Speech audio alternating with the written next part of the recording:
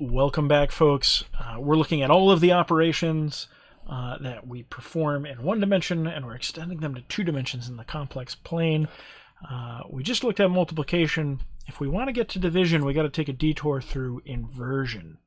Okay, taking a number and taking the inverse of it, so 1 over that number. And in this case, I want to change the way you think about the inverse a little bit. And in doing that, I want to say if I take a number and I multiply that number by its inverse, then I get 1. Okay, it seems simple, but how do we extend this to two dimensions? All right, so let's take a look and say, there we go. Okay, so inversion. So let's say I have the number 2, the inverse of 2. Okay, let's say 2. And if I want to take the inverse of 2, so I can say raise it to the -1, I get 1/2, right? And then if I take 2 and I multiply it by 1/2, well, that's equal to 2 over 2, getting overly verbose here, which is really equal to 1, okay? If I want to extend this to two dimensions, I don't just want to think of that as 1, I want to think of that as 1 at an angle of 0 degrees. Okay, because that's really what 1 is. It's just 1 at an angle of 0. Okay, so graphically, let's see, we can take this little plot here. Come on, there we go.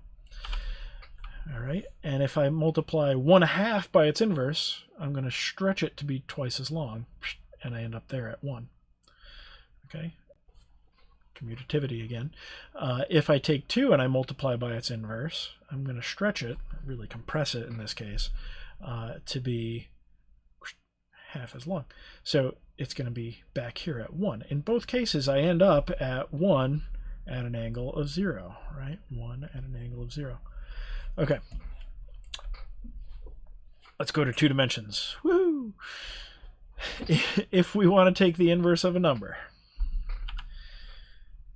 okay, in 2D, okay, on the complex plane, if I want to take the inverse of a number,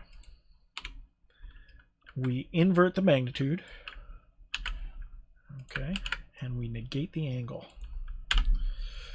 So I could write that I'm taking the inverse of r at an angle of theta. I could write it this way, or I could write it this way.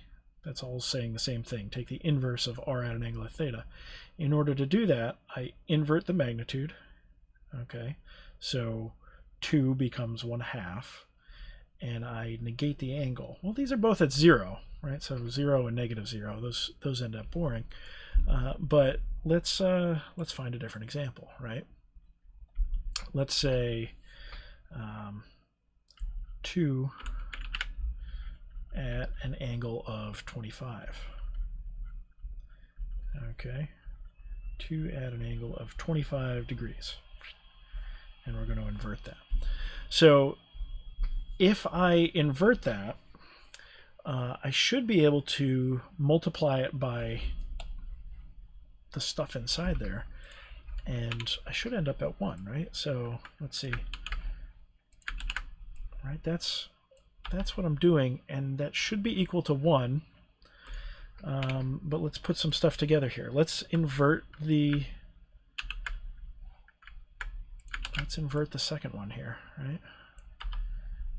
So here's the magnitude of the first over here, and then I invert the second, and I just multiply those two together.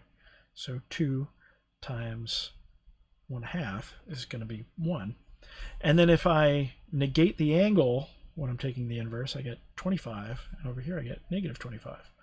So it becomes 25 minus 25, which is going to be 0, right? So all of this is going to be equal to 1 at an angle of 0, which is really just equal to 1. All right, and that's taking an inverse. Whether we're in one dimension or two dimensions, we want to be able to multiply a number by its inverse, and we want to land on 1 at an angle of 0. So let's do this graphically. Okay. And we say 2 at an angle of 25. And if we invert that, we're going to invert the magnitude. So that's going to be 1/2. And we're going to negate the angle, which is down here at negative 25. Now take those two things and multiply them together. The blue vector multiplied by the red, or vice versa. And we should land on 1. So we have 1/2. We multiply that by 2. And then we're at negative 25 for an angle. And then we add 25 to it, and we end up right here at 0. Okay, so it works out well that way. Since we're multiplying, we can do that the opposite way too, right? Take 2, multiply it by 1/2. So down here at a length of 1. And then add to it negative 25. And we rotate down here to 1 at an angle of 0. I'm pretty sure the noises help when I'm rotating vectors. All right. So this is inversion. We need to do this, right? Because if we want to divide, we have to invert a number and then multiply. And that's what we're going to do. Okay. You've been doing this all along. I hope this is starting to kind of get stuck in your head that you've been doing this. Okay. It's nothing new. And I haven't even talked about I yet, have I? Or square root of -1. That's coming, but it's unimportant. This is the important stuff. All right, division coming up next. Stay tuned and good luck.